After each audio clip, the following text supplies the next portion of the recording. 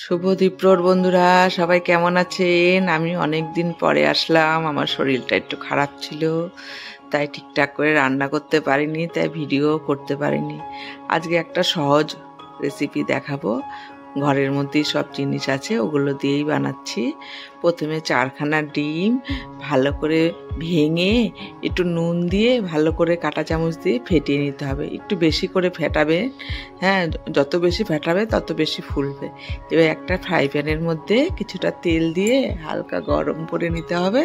এইবার ওই ফেটানো ডিমটা লো স্টিমে একদম ভালো করে কুক করতে হবে।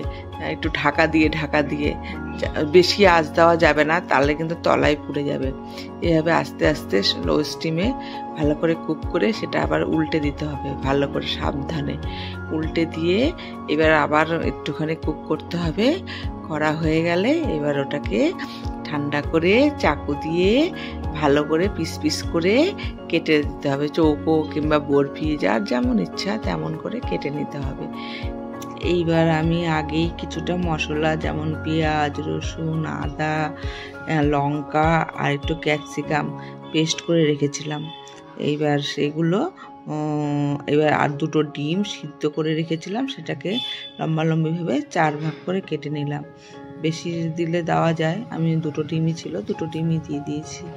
এবার আমি কড়াইতে তেল গরম করে ওর মধ্যে ওই যে পেস্ট করা মশলাটা দিয়ে দেব। দিয়ে ভালো করে সেটাকে নাড়াচাড়া করব যতক্ষণ না পর্যন্ত মশলার গায়ে থেকে তেল ছাড়ে। আস্তে আস্তে লো স্টিমেই ভাজতে হবে।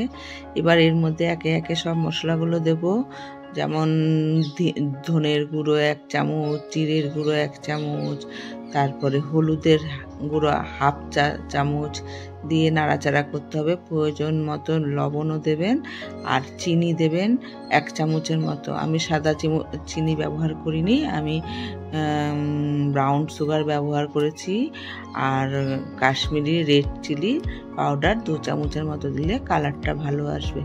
এইবার ভালো করে নাড়াচাড়া করতে হবে, করে যতক্ষণ না পর্যন্ত মশলার গা থেকে তেল ছেড়ে যায় ভালো করে ভাজতে হবে, নাড়তে হবে যাতে কড়াইতে না লেগে যায়।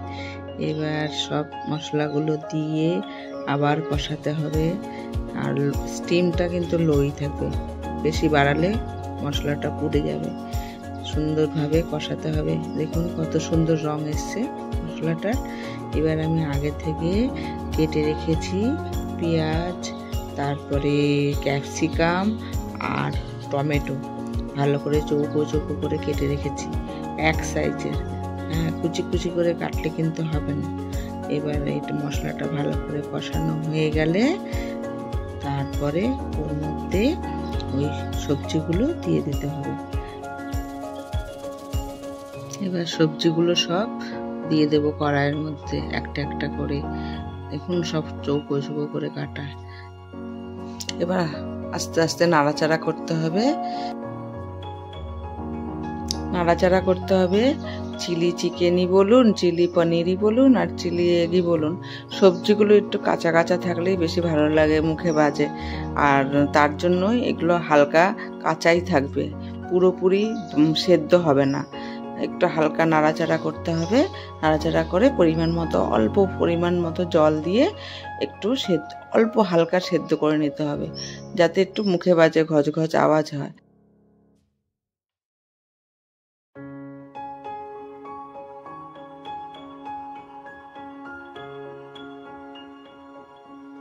এরপরে সসটা বানাবো। হ্যাঁ, সয়া সস দেব 2 চামচ আর টমেটো কেচাপ বা টমেটো সস 2 চামচ দেব। আর চিলি সস তো নেই ঘরে, তাই আমি একটু লঙ্কা বাটাই দিয়ে দিয়েছি, একই ব্যাপার। আর সঙ্গে একটু লেবুর রস দেব। লেবুটাকে কেটে তারপরে একটু হাত দিয়ে চিপে নিয়েছি। এটা খেয়াল করবেন যাতে লেবুর বীজ না থাকে। এবার ভালো করে সসটাকে চামচ দিয়ে মেশাতে হবে।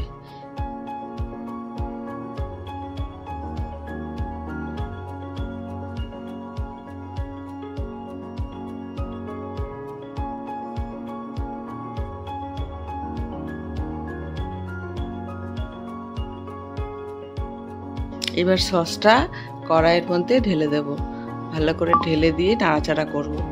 এবার কালারটাই দেখবেন চেঞ্জ হয়ে গেছে। এবার হয়ে গেলে এর মধ্যে এবার পিস করে কেটে রাখা অমলেটগুলো, মানে ডিমের যে অমলেটগুলো করেছিলাম সেগুলো আস্তে আস্তে দিয়ে দেবো। সব কটা দিয়ে দিয়ে নাড়াচাড়া করতে হবে। হ্যাঁ, এবার অমলেটগুলো পরে দেখবেন ফুলে গেছে, ফুলে বড় বড় হয়ে গেছে, জলটা থেকে ওরা অ্যাবজর্ব করে নেয়। এবার হয়ে গেল। এবার দেখুন মোটামুটি আমাদের চিলি এগ রেডি হয়ে গেল। এটা রুটি কিংবা পরোটা কিংবা লুচি সবার সাথেই যায়। আবার এটা ফ্রাইড রাইস দিয়েও খেতে ভালো লাগবে, আবার জিরা রাইস দিয়েও খেতে ভালো লাগবে। এইবার ওটা বাড়লাম, এইবার সেদ্ধ ডিমগুলো গার্নিশ করার জন্য এবার ওপর দিয়ে সাজিয়ে দিলাম। একটু ধনেপাতা ছিল, ওটা দিয়ে সাজালাম, লঙ্কাগুলো একটু গুঁজে দিলাম। মোটামুটি খাওয়ার জন্য রেডি। পরবর্তী ভিডিও নিয়ে খুব তাড়াতাড়ি চলে আসবো। ধন্যবাদ।